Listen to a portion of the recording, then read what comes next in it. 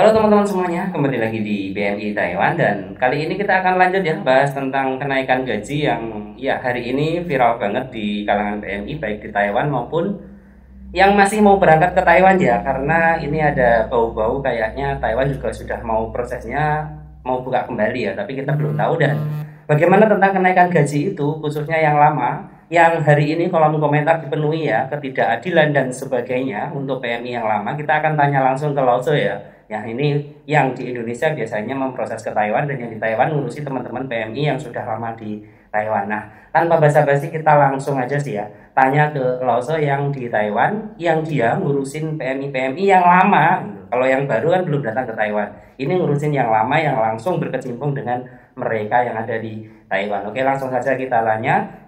Kita langsung saja tanya ke Lause Mixwer ya yang ada di Taiwan. Nah, halo Lause, selamat malam Lause. Halo, selamat malam.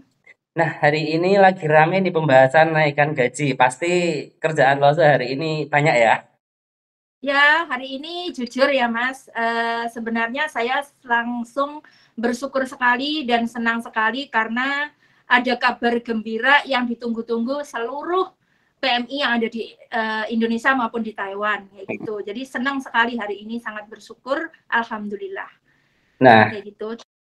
tapi ini Lause ada sesuatu yang selalu bikin geger di kalangan PMI ya tentang kenaikan gaji itu kalau kita tilik ke belakang, tanggal 7 Juli yang kemarin itu Pak Beni Ramdhani, Kepala BPTUMI itu kan pernah konferensi pers.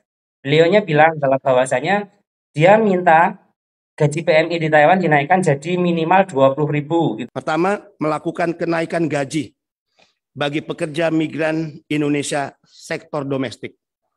Yang sejak tahun 2017 Taiwan tidak pernah menaikkan gaji pekerja sektor domestik dari Indonesia. Apakah akan berlaku untuk para pekerja yang sekarang sudah ada di Taiwan? Pasti.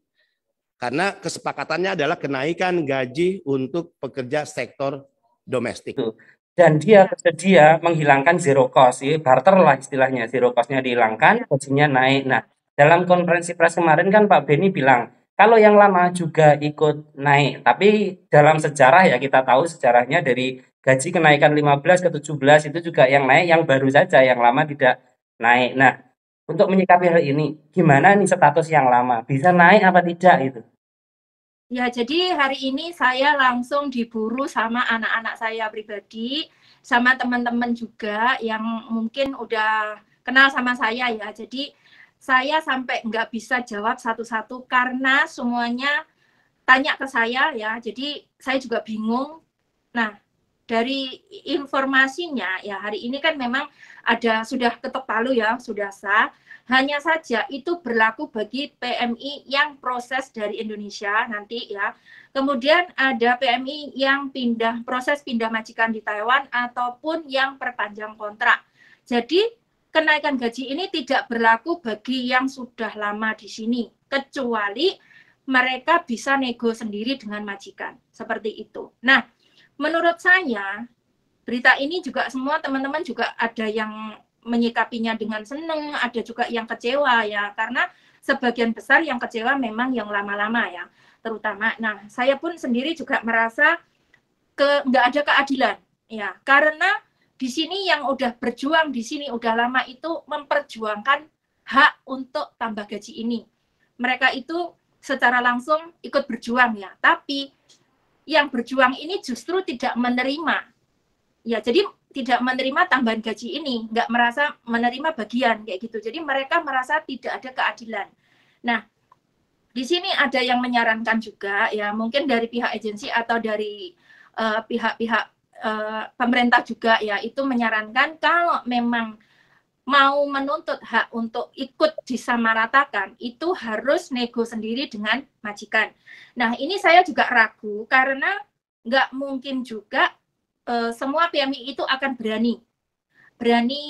nggak berani untuk negosiasi dengan majikan. Karena tahu sendiri ya, di Taiwan tuh majikan nggak semuanya itu bisa langsung menyetujui kayak gitu. Ada yang dipersulit, ada yang mungkin langsung bisa setuju, mengerti keadaan dan kondisinya Mbak PMI mungkin ya. Jadi ini sangat sulit sangat sulit sekali Mas ya, menurut saya. Iya. Dan mbak-mbak juga semuanya udah merasa marah ya, merasa semua kemarahan atau kekecewaan itu diungkapkan di sosial media. Hari ini ramai sekali kayak gitu. Nah, kan gini, kalau saya baca dari berita yang ada di Taiwan, sebenarnya kan pemerintah Taiwan sendiri sudah mewadai ya, alias majikan yang ekonominya menengah dan majikan yang ekonominya miskin kan dikasih subsidi sebenarnya ya. Ya, ada Kalau tunjangan dari pemerintah. Iya, Ya, kalau seperti kalau itu. mereka mau memperbarui kontraknya, karena kan gini, kita tahu dan kita harus paham sebenarnya bahwasanya Ya, TKI yang lama itu kan mempunyai kontrak kerja di sana yang kan ada tanda ya, tangan. Nah, di sana itu kan tertera gaji yang 17.000 itu. Nah, ya, kalau mau naik, majikan kalau mau menaikkan kan ini harus diganti. Nah, kalau diganti, majikan yang lama, majikan yang kurang mampu itu kan dapat subsidi kalau nggak salah 1.500 NT per bulan, dan betul. itu hanya Ya, 4 bulan sayangnya. Dan untuk majikan miskin itu kan dapat subsidi 3.000 alias itu ya full lah dari 17.000 ke 20.000 tambah 3.000 kan full selama 3 tahun. Nah, menurut ya. Bapak sendiri kan ada 3 jenis majikan nih, majikan kaya, menengah, dan majikan miskin. Kira-kira yang akan menaikkan gaji ini yang mana ini? Mungkin justru yang kalau itu saya juga nggak tahu karena memang apa ya, karakter majikan tuh beda-beda kayak gitu. Jadi semua itu atas dasar persetujuannya majikan masing-masing kayak gitu. Nggak bisa diukur Iya. ini menengah ke bawah atau mungkin miskin atau mungkin menengah ke atas tuh nggak bisa diukur. Jadi semua atas persetujuan majikan pribadi kayak gitu. Nah, mungkin kalau majikannya baik dia menaikkan ya. Kalau majikannya nggak baik, Ya, kemudian kita berpikir gini, alah majikannya nggak baik, kita minta naik gajinya nggak dikasih, ya udah pindah aja. Untuk dengan ngancam cara berarti ya. pindah. Ini sebenarnya untuk ngancam aja majikan. Karena kenapa? Ketika kita minta pindah majikan, otomatis kan majikan itu harus Pasti mengaku ada PNI baru. kontrak baru. Ya, kontrak baru kan 20.000 gajinya. Ya, Jadi mau tidak mau dia harus menaikkan kontrak baru 20.000, ada biaya perekrutan lagi, dia kan bisa berpikir juga seperti itu. Kalau kita hubungan kita nggak terlalu baik sama majikan, mungkin gertakan seperti itu gimana? Menurut Mas? ya hari ini juga memang banyak sekali yang udah beredar di sosial media ya. Mungkin teman-teman sudah mau pakai cara mengancam seperti itu. Ya sudah, kalau majikan tidak mau nambah gaji, saya akan pindah majikan. Tetapi proses bilang pindah majikan itu juga nggak semudah mereka bicara loh ya. Iya. Karena bagaimanapun pindah majikan itu harus majikan bersedia menandatangani surat pindah majikan. Kalau majikan ini mempersulit, itu juga nggak bisa ya. Kecuali mungkin ada dibantu lapor mungkin dari ke Depnaker 1955 kayak gitu. Tapi ya menurut saya juga kalau memang nanti PMI itu sudah ribet, sudah rame, sudah mungkin emosi, marah dengan cara seperti ini, mudah-mudahan majikan nanti akan luluh. Jadi nggak perlu berdebat, nggak perlu memperpanjang, memperkeruh suasana. Jadi mudah-mudahan saja, harapan saya majikan juga langsung menyetujui, itu saja. Nah, memang harapan salah satu-satunya harapan ya itu gitu. Kalau kita Ya, lapor 1955 nggak bisa, uang kontrak kita 17.000 loh. Dan iya, kita bisa mengancam, tapi ternyata proses pindah majikan itu tanpa tanda tangan majikan tanda kan nggak tangan bisa. majikan Jadi nggak bisa. ya 100% kembali ke majikan lagi kalau kita nggak dinaikkan Ya, gaji, ya betul. sudah gitu ya berarti. Berarti udah menyerah Ya, aja lah gaji 17.000, kita nunggu selesai kontrak aja, selesai kontrak terakhir. Kalau kita perpanjang otomatis naik, kita pindah majikan atau pulang berangkat lagi kan ya juga otomatis naik gitu ya. Itu solusi yang ya. Jadi paling kalau bagus ya. memang sudah tidak bisa diselesaikan, tidak ada solusi, mungkin ya cara yang terbaik ya mungkin pulang dulu, proses baru seperti itu. Itu yang mudah sekali ya. Kalau memang teman-teman mungkin merasa nggak terima, itu proses baru dari mungkin pulang ke rumah. Kalau pulang itu kan memang pasti disetujui ya kalau pulang. Tapi kalau pulang itu kalau yang belum finish itu juga harus putus kontrak. Nah, sedangkan putus kontrak ini juga kendala lagi. Kendalanya di mana? Kamu putus kontrak, tapi majikan kalau menuntut mencarikan pengganti yang baru atau harus masih nunggu dulu. Saya butuh pengganti, kamu nggak bisa, kamu putus kontrak hari ini langsung pulang, nggak bisa. Jadi juga semuanya butuh waktu kayak gitu. Menurut saya sebenarnya kalau semua proses ini tadi, jadi pengumuman ini tadi, keputusan ini tadi, kalau semua disamaratakan itu sebenarnya tidak ada masalah lagi. Oke, jadi untuk teman-teman semuanya, ya itu tadi ya, kita harus pandai-pandai menego ke majikan kita. Jadi Ya. kalau usahakan ya antara pekerja dengan majikan tidak ada crash ya. Karena apa? Kalau kita nanti crash sama majikan, ibaratnya kita minta naik gaji, ngomongnya mungkin kurang halus atau terlalu kasar atau menyinggung hati majikan.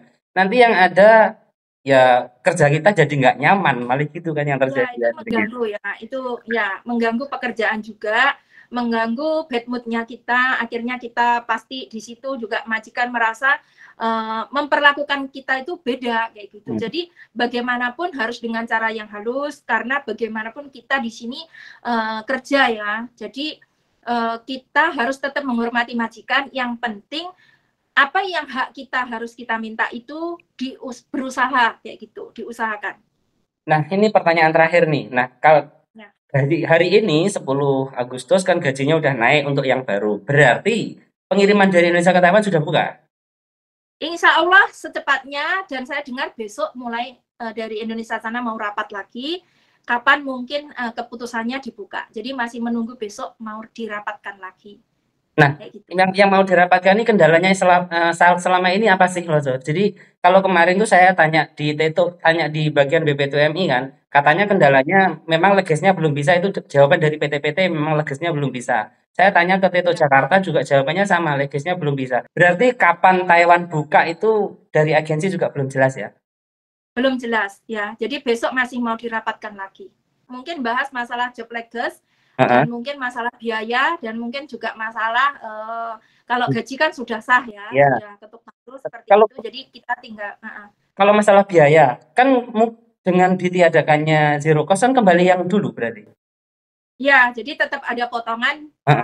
Makanya besok kan masih mau dirapatkan lagi. Bagaimana keputusannya itu masih menunggu besok hasilnya gimana. Oke loh, sekian dulu untuk pertanyaan kita yang memang jadi ada di benak kita ya. Banyak teman-teman juga yang menanyakan terkait hal ini ya. Doa kita semoga aja teman-teman yang lama ini gajinya naik biar mereka tidak nangis bawang, ini juga kerjanya semakin semangat.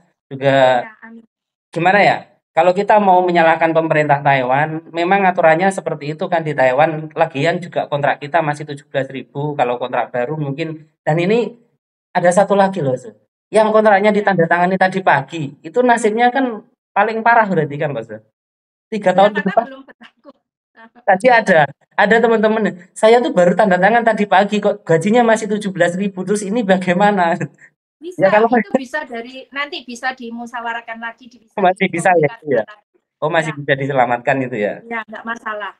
Nah, itu bisa dirubah. Nah, terus ini ada masukan dari saya mungkin bagaimana negara Taiwan, pemerintah Taiwan itu dalam menaikkan gaji itu untuk orang Taiwan ya khususnya tuh bagaimana caranya. Nah, jadi orang Taiwan tuh punya sistem begini. Kalau di Indonesia mungkin mau minta kenaikan gaji itu hari ini saya minta tambahan gaji 5.000 contohnya. Itu setiap bulannya dia akan menuntut 5.000 setiap bulannya. Tapi kalau Taiwan tuh nggak seperti itu caranya. Cara pemerintah Taiwan tuh nggak seperti itu. Jadi dia melihat kinerja pekerjanya itu kerja udah berapa lama ya. Satu mungkin setahun, 2 tahun, 3 tahun. Kemudian yang kedua, dalam menaikkan gaji itu tidak akan langsung 5.000. Jadi pakai sistemnya itu dihitung dari lamanya kerja dan pengalamannya, basicnya, skillnya kayak gitu.